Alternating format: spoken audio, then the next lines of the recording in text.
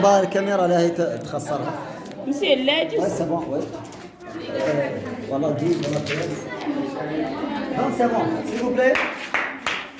Voilà, suivez au tableau. Voilà, suivez au tableau, suivez au tableau. Suivez au tableau. Suivez au tableau. Stop. Assois-toi correctement. Donc voilà, aujourd'hui nous avons une nouvelle leçon en grammaire, c'est toujours en grammaire.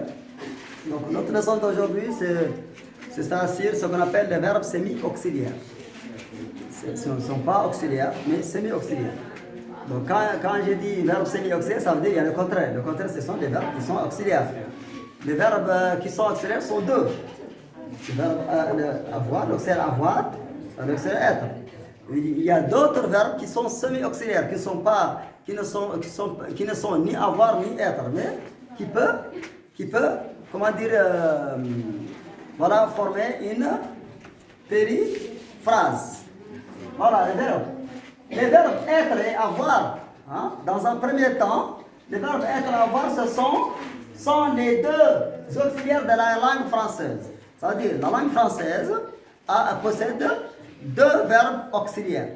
L'auxiliaire avoir et l'auxiliaire être. Hein? Elles servent à faire quoi? À former les temps composés. Vous savez ce que ça veut dire en temps composé? Les temps composés, nous avons le passé, c'est un passé en temps composé. Le plus que parfait, c'est un temps composé. Le passé antérieur, c'est un temps composé. Le futur antérieur, c'est un temps composé. Et voilà les temps composés. Nous avons le passé composé, le plus que parfait, le passé antérieur, le futur antérieur. Hein, ce sont composés de quoi? Composés de deux éléments. Par exemple, le passé composé se compose de deux choses.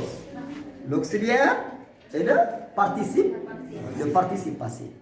Voilà. Donc, c'est composé. Là, sont auxiliaires. Alors que dans les verbes semi-auxiliaires, hein, ils forment quoi? Une périphrase qui est composée de quoi? De verbes.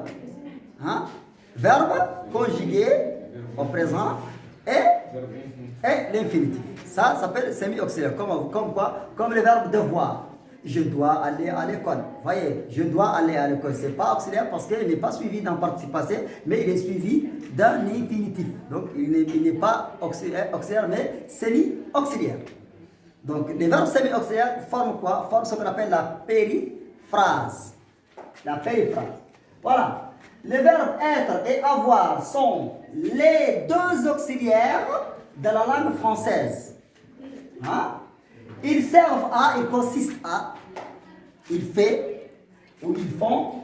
Ils servent tous les deux, ça veut dire le verbe être et avoir, à former quoi? À construire les temps composés. Hein?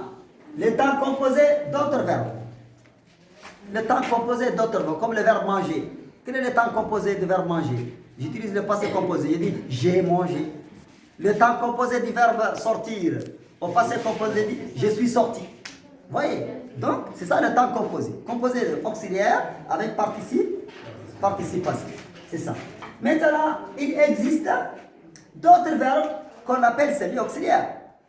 Qui ne sont pas auxiliaires, mais semi-auxiliaires. La différence est que dans les auxiliaires, on peut remarquer l'existence d'un participe passé. Alors que dans les verbes semi-auxiliaires, on remarque l'existence de quoi? La présence d'infinitif. Quand je veux utiliser le futur proche, je vais utiliser le verbe aller plus infinitif. C'est un semi-auxiliaire. Je vais boire, je vais manger. Vous voyez? C'est un verbe semi-auxiliaire puisque c'est suivi de quoi? D'un infinitif. Alors que dans un auxiliaire être avoir, hein, ce qu'on remarque c'est quoi? C'est la présence d'un participe passé. Si je prends l'exemple d'un verbe boire au passé composé, je dis j'ai bu. Bu. Donc, pourquoi ici le participe passé du verbe boire, bu? Parce qu'il y a l'auxiliaire avoir qui est venu avant. Vous voyez? Vous voyez le verbe manger, j'ai mangé. Le verbe manger au plus qu'à parfait. Il dit j'avais J'avais mangé. J'aurais mangé, futur antérieur.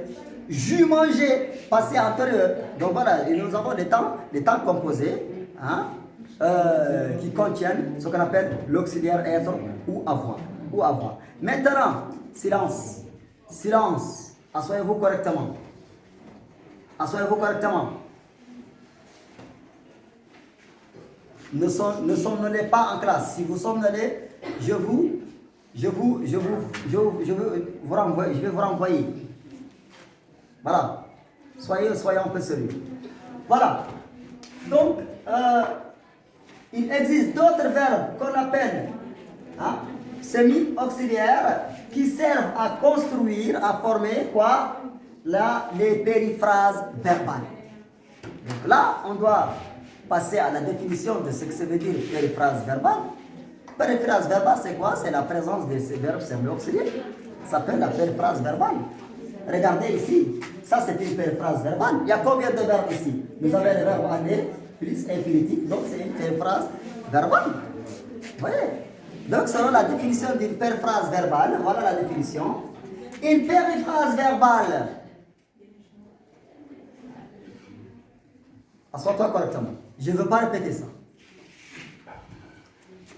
Une périphrase verbale est un tiroir verbal. Qu'est-ce que veut dire un tiroir verbal? Un tiroir verbal regroupe toutes les formes d'un verbe. Toutes les formes d'un verbe qui partagent la même valeur. Où est la forme? Regardez, ici. Ici, l'espace, c'est une forme. Le verbe aller conjugué au présent. Terminé à l'infinitif. C'est ça un tiroir verbal. Donc, une périphrase verbale est un tiroir verbal. Un tiroir verbal regroupe toutes les formes d'un verbe qui partagent la même valeur. Qui partagent la même valeur. Regardez, quand je dis « je vais terminer », quelle est la valeur du présent ici? Quelle est la valeur, l'emploi du présent ici? Ça signifie quoi? Le sens du présent. Je vais terminer. Un futur proche? C'est un futur proche. Et dès que je vous pose des questions, les informations s'envolent de vos esprits. C'est quoi ça? C'est pas normal. Soyez un peu sûr de vous-même. On devrait être sûr de ce qu'on sait, de ce qu'on a. Voilà.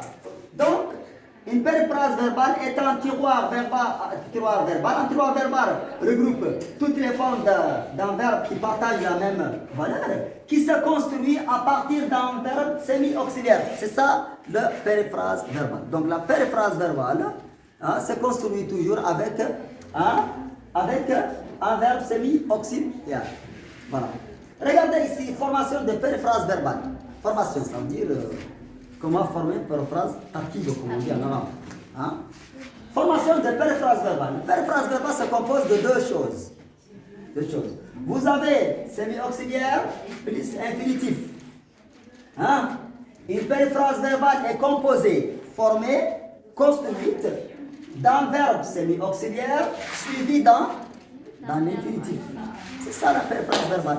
Donc c'est clair, c'est pas compliqué. Voilà. Exemple. Je vais terminer ma leçon. Le verbe aller, semi-auxiliaire, suivi d'un infinitif qui signifie un futur proche. Comment on dit en arabe futur proche? Très bien. Allez. Futur proche. Deuxième exemple. Je dois travailler. Regardez, doit, le verbe de devoir. L'obligation. Ce que je dois faire. Je dois travailler. Pour gagner de l'argent, je dois travailler. Une nécessité, une obligation, le devoir. Quel est votre devoir? Vous avez, quand je vous dis, vous avez un devoir la semaine prochaine. C'est ce dont vous êtes obligé de faire. Voilà. Donc, je dois travailler. Le devoir, comme on dit en arabe. Dois-je. Je dois travailler. Doit, c'est un verbe semi-auxiliaire. Il est toujours suivi. Donc, par exemple, il n'est pas suivi d'un complément, il est suivi d'un infinitif. Le verbe semi-auxiliaire est toujours suivi d'un infinitif. Alors qu'un verbe qui est normal, il est suivi de quoi? D'un complément qui complète le sens du verbe. Quand je dis le verbe manger, ce n'est pas un verbe semi-auxiliaire, mais c'est un verbe d'action. Quand je dis je mange du couscous. Donc le verbe manger est complété par quoi? Par un complément de couscous. Le verbe boire, ce n'est pas un verbe semi-auxiliaire, mais un verbe d'action. Hein, qui est suivi de quoi? D'un complément. Le verbe semi-auxiliaire n'est pas suivi d'un complément, il est suivi d'un infinitif. C'est ça la différence entre verbe semi-auxiliaire et verbe d'action. Vous voyez? Et c'est ça. Donc, quand je dis il faut, ça, quel genre de verbe? Quel type de verbe ça? Le verbe falloir. Falloir, c'est un verbe impersonnel. Il se conjugue avec la troisième personne, mais qui ne représente personne. Il, c'est un sujet grammatical. C'est un sujet grammatical. Voilà, sujet apparent. Il faut tondre, couper la pelouse. Qu'est-ce que c'est la pelouse? La pelouse, les tartans, les gazons. Pourquoi c'est gazon? Gazon. Le tapis gazon. Voilà, gazon. Les arbres. Donc tondre, je prends tondeuse, je tondre les cheveux, couper. Il faut, regardez, le verbe falloir ici suivi de quoi? Suivi d'un infinitif. Hein? Mais quand je dis il faut de l'argent, le verbe il n'est pas semi-auxiliaire, il est un verbe quoi? Verbe impersonnel d'action, bien c'est quand je dis il faut de l'argent, puisqu'il est suivi de quoi? D'un complément, de l'argent. Hein? Pour faire le tam-tam, il faut un mari. Donc un mari devient un complément. Vous voyez? Hein? Voilà. Laissez faire. Silence.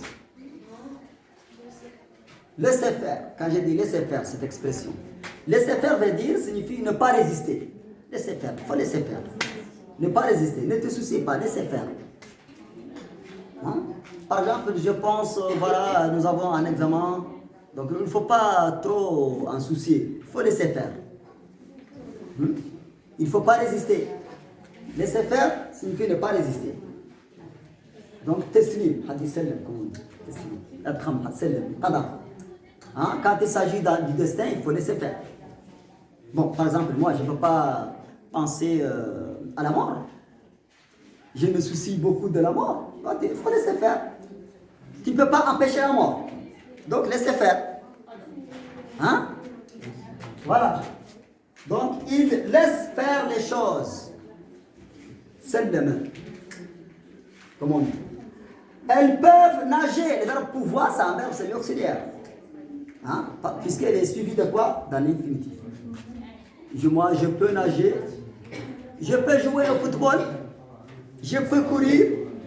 Je peux danser la musique. Quand j'ai la possibilité, oui, c'est ça. Ça part. Pouvoir, le verbe pouvoir. Donc le verbe pouvoir est toujours suivi d'un infinitif. Et donc il devient un verbe semi-auxiliaire.